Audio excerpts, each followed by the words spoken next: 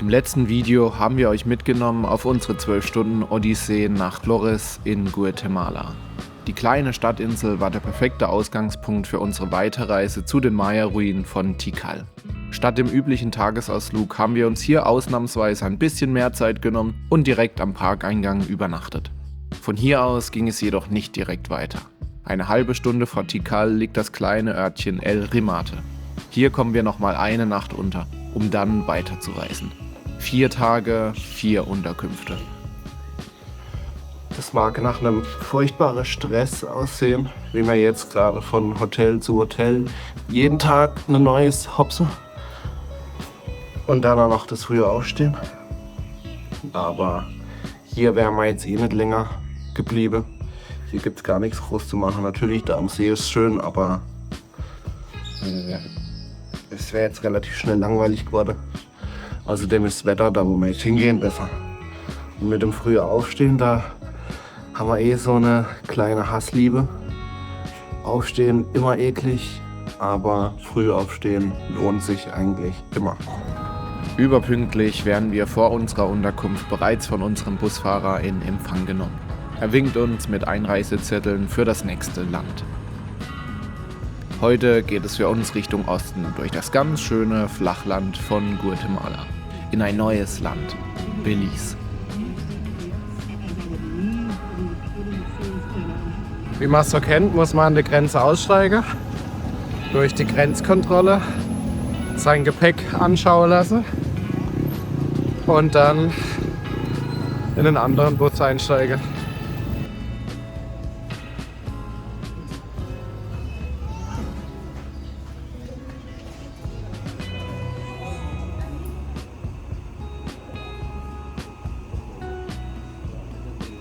Jetzt sind wir gerade raus aus Guatemala, aber noch nicht in Belize. In welchem Land sind wir denn jetzt gerade? Nix. Der Grenzübergang zu Belize mag für uns Europäer auf den ersten Blick zwar kompliziert erscheinen, müssen wir schließlich aus unserem Bus aussteigen und mit einem anderen weiterfahren. Doch der Übergang an sich gestaltet sich recht zügig und angenehm, so dass wir schon nach einer halben Stunde weiter auf der Fahrt Richtung Küste unterwegs sind. Von Kilometer zu Kilometer wird das Flair karibischer bis zur Hauptstadt Belize City. Diese wirkt trotz des herrlichen Wetters wie ein Slum aus einer größeren amerikanischen Stadt auf uns. Kaputte Straßen, demolierte Autos, Baracken, alles etwas abgefuckt. Hier wollten wir keinen Zwischenstopp einlegen. Und so geht's für uns direkt an den Fähranleger. Wobei wir bei unserer Ankunft noch nicht sicher sein können, dass es für uns heute noch direkt weitergeht mit der Fähre.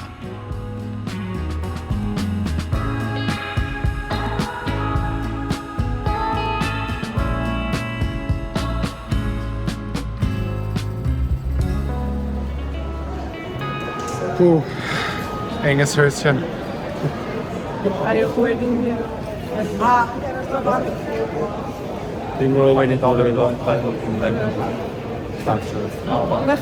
Kommen hier um 11:45 an und um 12 fährt das Boot zur Kikolka.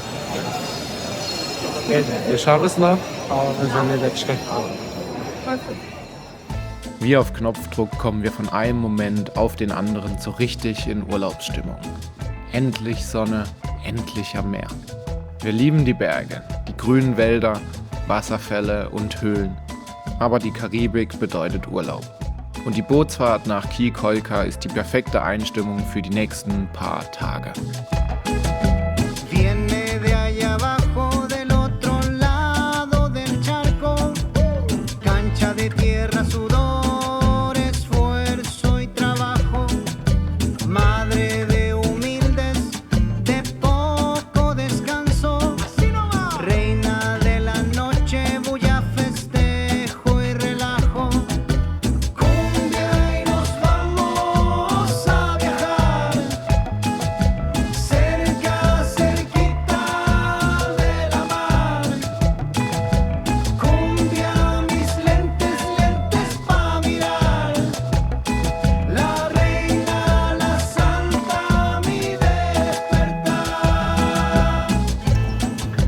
Das schlechteste Gepäckrückgabesystem aller Zeiten.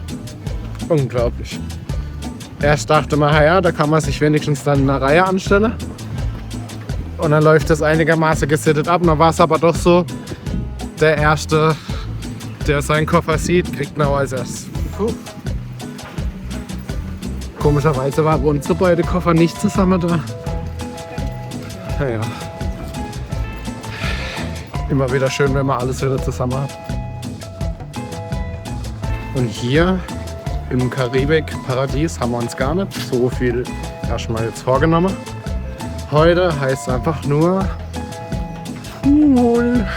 Mit dem Tropical Paradise Express Hotel haben wir für uns die perfekte Unterkunft gefunden. Relativ günstig, okayes Zimmer und wir dürfen die herrliche Poolanlage des eigentlichen Tropical Paradise mit benutzen. Gegen Nachmittag erkunden wir dann aber doch ein bisschen die nähere Umgebung. Kikolka ist eine sehr kleine Insel und am besten unterwegs ist man hier zu Fuß.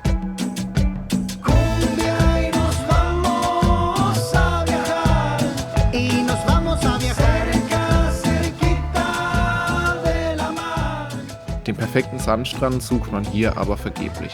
Und auch die ein oder andere Blechhütte könnte den Karibikanblick trüben. Aber irgendwie passt alles zusammen. Die westliche Seite gestaltet sich an der einen oder anderen Stelle etwas schmuddelig. Aber auch die Elektrizität auf einer Insel muss ja irgendwo herkommen.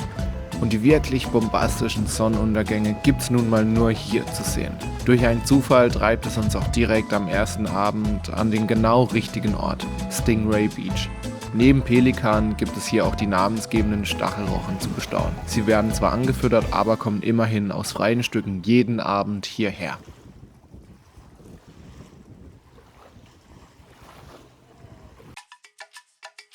Und täglich grüßt das Murmeltier. Heute haben wir uns vorgenommen, dass wir uns gar nichts vornehmen. Nach einem leckeren, günstigen Frühstück erstmal ein bisschen poolen und später an den Norden der Insel.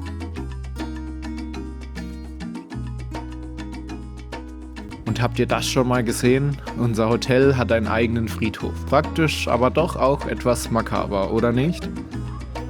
Und das direkt am einzigen kleinen Stückchen Sandstrand der Insel.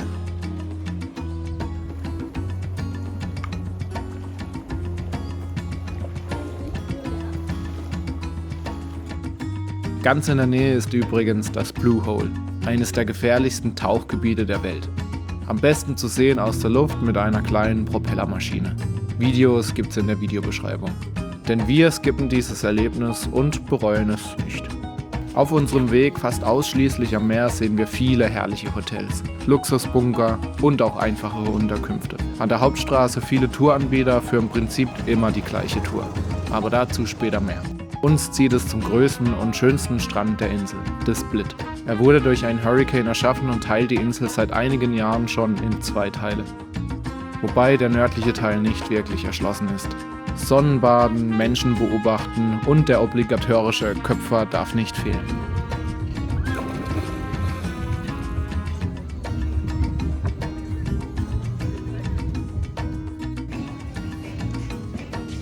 Und zum Sonnenuntergang natürlich wieder zu unserem Stingray Beach. Aber was sehen unsere Augen da um die nächste Ecke? Oh, guck mal, der Bruder. Ruine oder Baustelle sind hier nur schwer zu unterscheiden. Auf dem Weg gehen Sonnenuntergang. Kaum angekommen beginnt auch schon das alltägliche Fütterungsereignis. Wir schauen uns das Ganze nur noch halb so beeindruckt an, aber genießen das Spektakel. Black Hawk Tours ist der einzige Anbieter, der verspricht, mit maximal 8 Personen die Tour anzutreten. Umso erstaunter treten wir unsere Bootsfahrt voll bepackt mit 14 Leuten an. Sei es drum, das Wetter ist wieder herrlich. In Kikolka, das erfahren wir spätestens heute, wird wirklich alles angefüttert, was bei 3 nicht auf den Bäumen ist. Hier schnappen die Barracudas selbst nach meiner Actioncam.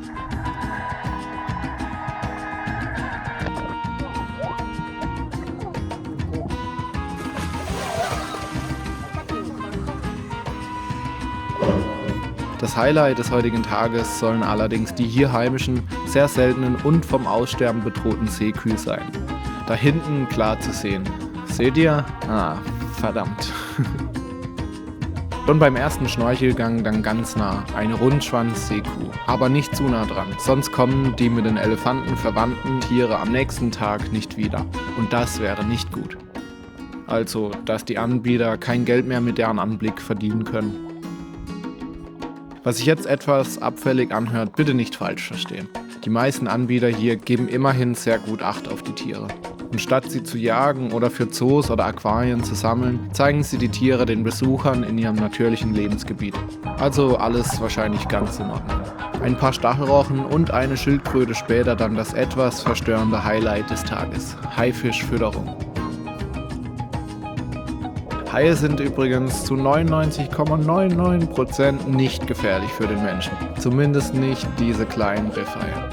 Während ich keine Zeit verliere und mich ins Wasser schmeiße, traut Lena dem Braten nicht ganz so sehr und ist etwas misstrauisch.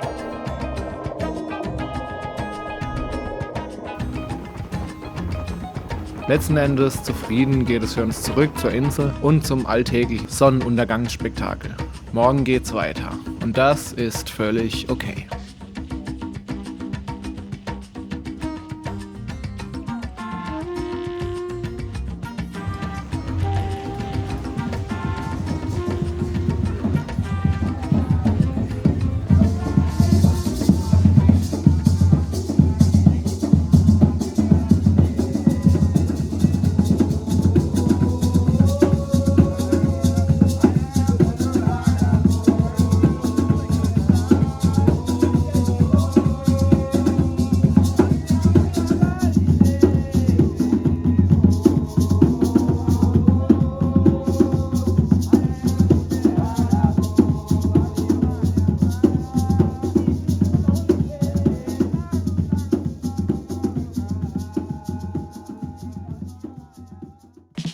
Ganz früh und noch vor dem Sonnenaufgang geht es für uns heute zurück nach Belize City.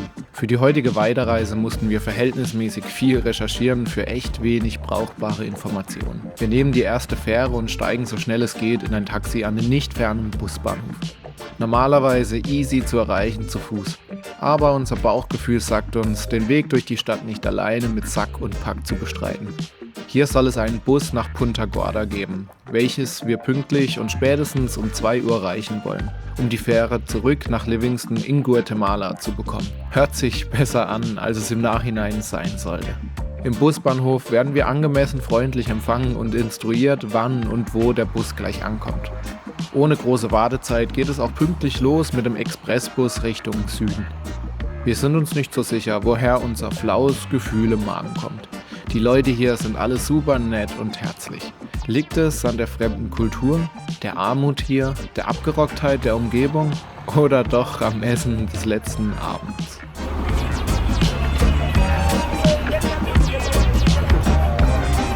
Was ist hier los?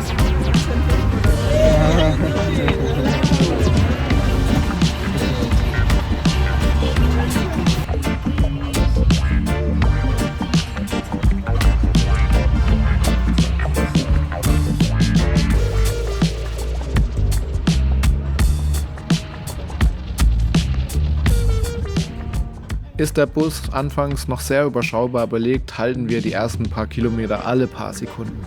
Es füllt sich und füllt sich. Anfangs können wir uns noch den Luxus gönnen, in 2 Reihen zu sitzen und die Beine auszustrecken.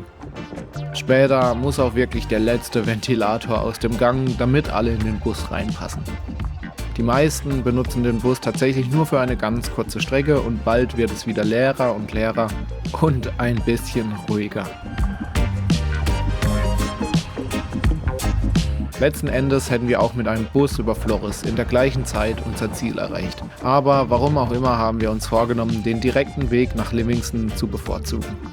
Ob das die richtige Entscheidung war?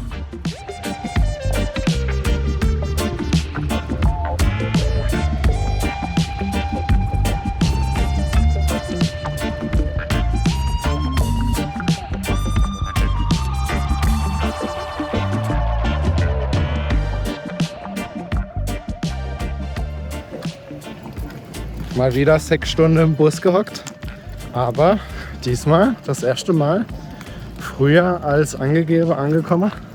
Trotz 100 Stopps. Ja, furchtbar. Und jetzt haben wir überhaupt keine Ahnung, ob wir jetzt direkt weiterkommen oder hier noch eine Nacht bleiben. Im Internet haben wir überhaupt gar nichts gelesen, ob noch eine Fähre fährt. Das schauen wir jetzt gleich. Vorher müssen wir natürlich, weil Landwechsel im Emigration Center uns emigrieren. Ja.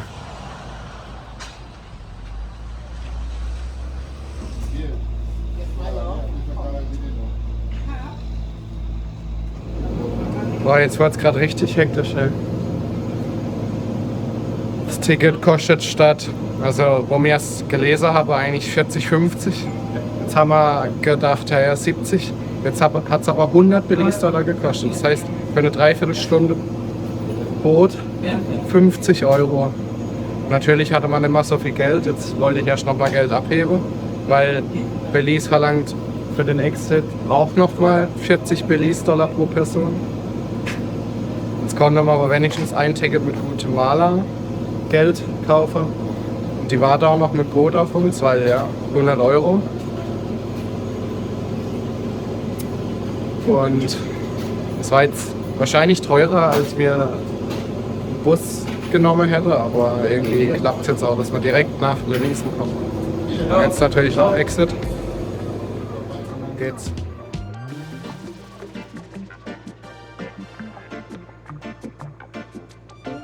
Aber Ende gut, alles gut. Wir sind ja die reichen Touristen. Nein, im Ernst, ihr könnt es jetzt an meinem Tonfall hören. Ich glaube, wenn wir das alles irgendwie gewusst hätten, weiß ich nicht, ob wir nach Belize wären. Ganz bestimmt nicht, aber sei es drum. Unser Ziel ist ja immer der Weg und ohne diese Fahrt wäre diese Reise nicht unsere Reise gewesen. Allerdings kommen wir ja jetzt noch zur sogenannten Fähre. Und Leute, seht selbst, die Nussschale ist voll. Aber dazu mehr im nächsten Video.